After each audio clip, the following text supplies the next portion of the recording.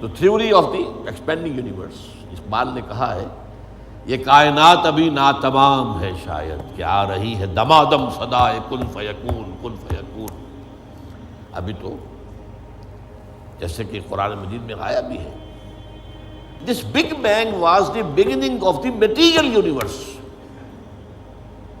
اس سے پہلا ایک دور ہے جسے سائنس نہ دیکھ سکتی ہے، نہ جان سکتی ہے، نہ اس تک اس کی پہنچ۔ اس سے پہلے بھی ایک حرف کن آیا تھا، جیسے ایک حرف کن سے بگ بینگ ہوا ہے۔ بگ بینگ کس چیز میں ہوا ہے وہ ابھی میں بتا۔ ہمارا چینل سبسکرائب کرنا اور نوٹیفیکیشن بیل آن کرنا مت بھولیے گا تاکہ ہمارا رابطہ بحال رہے۔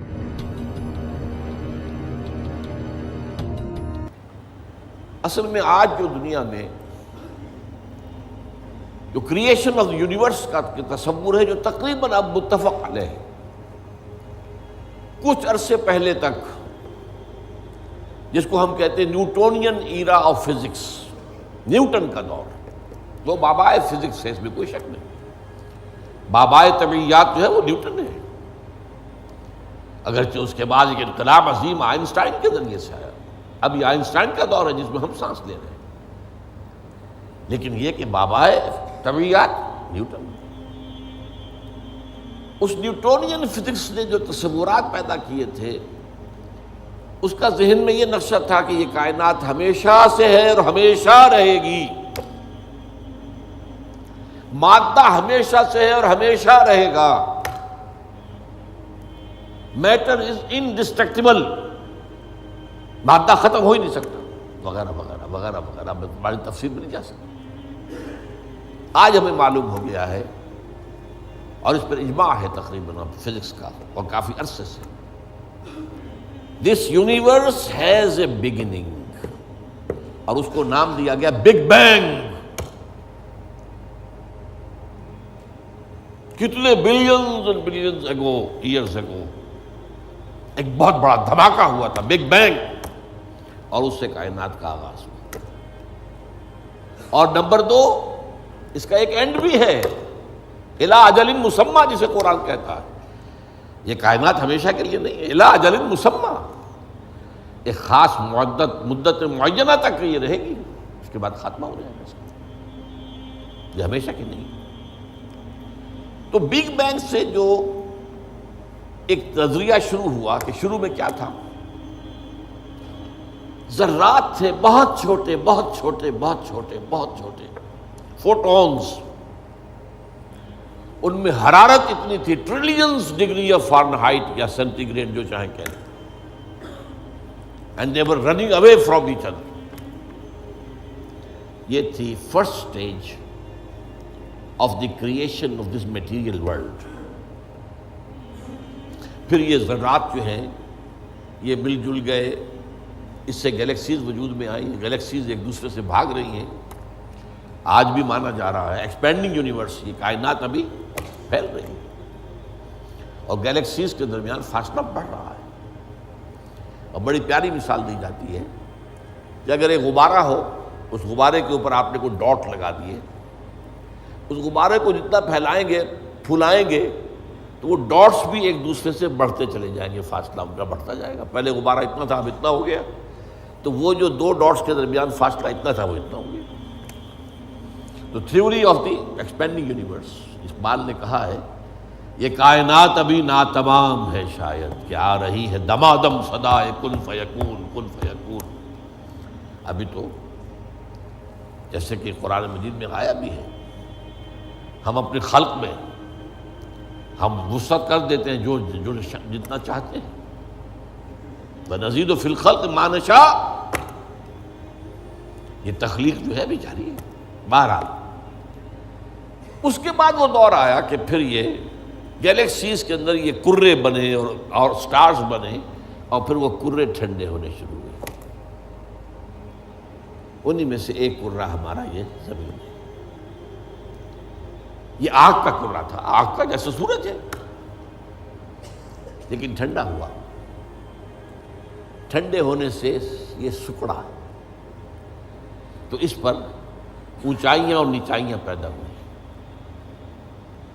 اس میں سے جو بخارات نکلے انہوں نے جا کے ایٹماسفیئر کی شکل اختیار کی. اس ایٹماسفیئر کے اندر پھر گیسز کے باہمی انٹریکشن سے پانی پیدا ہوا اور ہزارہا برس تک پانی برستا رہا، پانی برستا رہا، پانی برستا رہا، جس سے سمندر وجود میں آیا. اور وہ جو زمین ٹھنڈی ہوئی تو اوپر کرسٹ آف دی ارتھ جو آیا ہے وہ اور پانی، اس کے امتزاج سے اس کرۂ ارضی پر حیات کا آغاز ہوا. اور اس حیات کی لکھوں سال کے اندر ارتقائی مراحل سے گزر کر آخری نتیجہ جو ہے وہ آج کے نظریے کے مطابق وہ ہومو سیپینس انسان ہے. یہ میں نے آج کا نظریہ تخلیق آپ کے سامنے رکھ دیا. اس میں سے پہلے حصوں کے بارے میں تو اب اختلاف نہیں ہے، البتہ یہ کہ ایولیوشن کے بارے میں ظاہر بات ہے کہ اختلافات ابھی ہیں، لیکن یہ کہ یہ نظریہ ہے. اگرچہ بایولوجی کے میدان میں تھیوری آف ایولیوشن جو ہے اسے قبول نہیں کیا گیا، لیکن یہ ہے کہ ویسے اس کو تسلیم کیا جاتا ہے as a matter of fact. انسان کی سوچ میں، سوشل سائنسز میں ہر چیز کے اندر جو ہے وہ تھیوری آف ایولیوشن گھس چکی ہے. اب جو بات اس میں نہیں آئی ہے وہ بات میں آپ کو بتا رہا ہوں. This big bang was the beginning of the material universe.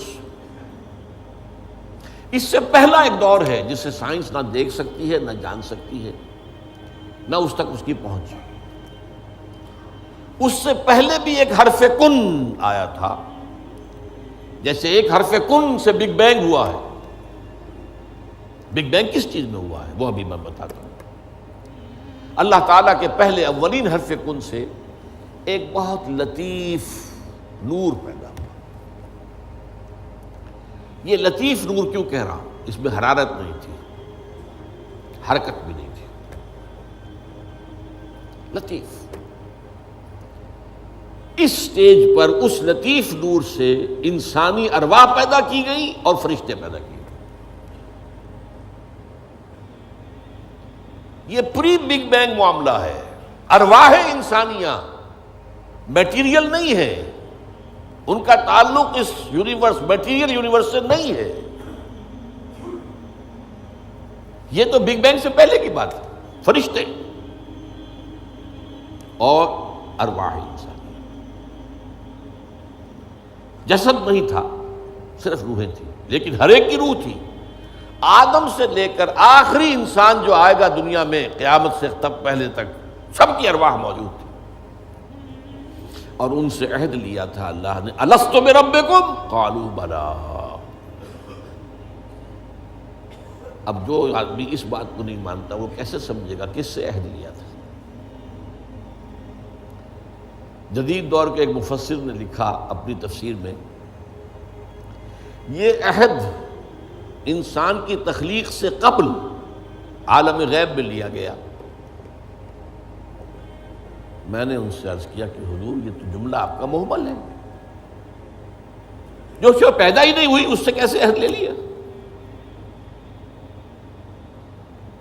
عہد و معاہدہ تو ہوتا ہے جو موجود ہے، اور پھر اس میں بھی یہ الفاظ آتے ہیں، میں بقائمی ہوش و حواس یہ اقرار کر رہا ہوں، فل کانشسنس، سیلف کانشسنس کے ساتھ آدمی ایک عہد کرتا ہے، ایک اقرار کرتا ہے، ایک معاہدہ کرتا ہے. تب میں نے جب ان سے عرض کیا تو انہوں نے مانا کہ ہاں تمہاری بات ٹھیک ہے. یہ عہد اجساد انسانیہ کی تخلیق سے قبل ارواح انسانی سے لیا گیا. یہ ایک سٹیج تھی جس میں ارواح پیدا کی. اس عالم ارواح میں جبکہ ابھی میٹیریل ورلڈ شروع نہیں ہوئی، ابھی وقت کا کوئی تصور نہیں ہے. یہی وجہ ہے کہ عالم ارواح میں جو کچھ ہوتا ہے اس میں وقت نہیں لگتا، کن فیکون کن فیکون. عالم خلق میں آ کر وقت لگتا ہے. آسمان اور زمین 6 دنوں میں پیدا کیے ہیں، وہ دن ہمارے 24 گھنٹے والے دن تو نہیں ہے. انسان کے ایک نطفے سے لے کر ایک بچے کے مکمل ہونے تک 9 مہینے لگتے ہیں، ٹائم لگتا ہے. عالم ارواح میں ملائکہ کے لیے کیا خیال ہے آپ کا؟ جبرائیل کو عرش معلیٰ سے یہاں آنے میں کوئی وقت لگتا ہے؟ ٹائم ایلیمنٹ ہے ہی نہیں. ابھی یہ اس دور کی پیداوار ہے جبکہ ابھی ٹائم پیدا ہوا ہی نہیں. ٹائم اینڈ سپیس جو ہے یہ کانسیپٹ ہے بگ بینگ کے بعد کا. حرکت بھی ہے تو اسی کے بعد جو وقت کا تصور پیدا ہوگا، دی پاسنگ ٹائم. لہذا یہ ارواح انسانیہ پیدا کی گئیں جبکہ ابھی میٹیریل یونیورس کی ابتدا نہیں ہوئی تھی، اور ان کو ایک کولڈ سٹوریج میں رکھ دیا گیا.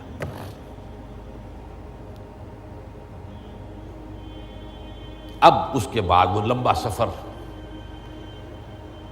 یہ جو تنزلات اور ارتقاء، یہ اصل میں دو اصطلاحات آتی ہیں. ہمارے پرانے فلسفیوں نے بھی تو آخر کوشش کی تھی نا. سائنس تو ابھی نہیں تھی، سائنس کا تو ابھی تک جو ہے معلومات کا دائرہ بہت ہی محدود تھا. لیکن یہ ہے کہ تنزلات ستہ، تنزلات خمسہ، الاحد سے الواحد وغیرہ، یہ ذہنی خیالات تھے. یا عقل اول سے فلک اول اور عقل ثانی پیدا ہوئی، عقل ثانی سے فلک دوم اور عقل ثالث پیدا ہوئی. تو 9 افلاک اور عقول عشرہ، یہ ہمارے پرانے فلسفی جو ہے متکلمین، ان کے ہاں آپ کو الفاظ مل جائیں گے جن کی نہ کوئی سند قرآن میں ہے، نہ حدیث میں ہے، کوئی سوال ہی نہیں، نہ سائنس اس کی کوئی تائید کرتی.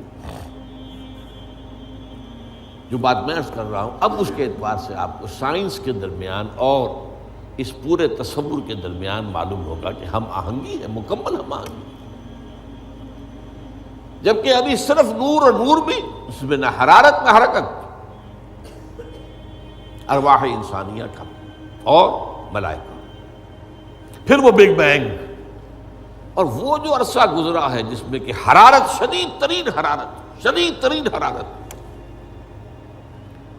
اس دور میں جنات پیدا کیے گئے.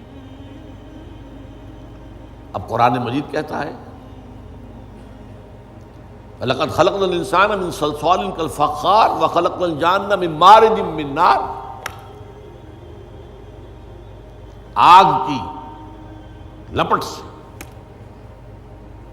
اور ایک جگہ فرمایا ہم نے آدم سے بہت پہلے جنات کو پیدا کیا تھا. وَالْجَانَّ خَلَقْنَاهُ مِنْ قَبْلُ مِنْ نَارِ سَمُومٍ. سموم کہتے ہیں وہ جو ہوا باد سموم جس میں جلتی ہوئی آگ ہوتی ہے، لو سخت صحرا کی لو، اس کا تصور کیجیے آپ. اس کی آگ سے، اس کی حرارت سے جنات پیدا کیے. یہ جنات جو ہے اس زمین کی پیداوار نہیں ہے، مٹی کی پیداوار نہیں ہے. یہ ایک لطیف تر شے ہے ہم سے. مٹی تو انرٹ ہو گئی، آ گئی، ہم مٹی سے بنے. چاہے وہ ایوولوشن کے لمبے پروسیس کے تھرو بنے ہیں یا یہ کہ ڈائریکٹ کریشن ہوئی ہے، لیکن ہے تو دونوں مٹی سے. قرآن بھی کہتا ہے مٹی سے، اور سائنس بھی کہتی ہے مٹی سے. ہم دی کلے کرسٹ آف دی ارتھ. اور قرآن بھی کہتا ہے وَجَعَلْنَا مِنَ الْمَاءِ كُلَّ شَيْءٍ حَيٍّ. ہر شے میں حیات جو ہے، اس حیات کا منبع اور سرچشمہ پانی ہے.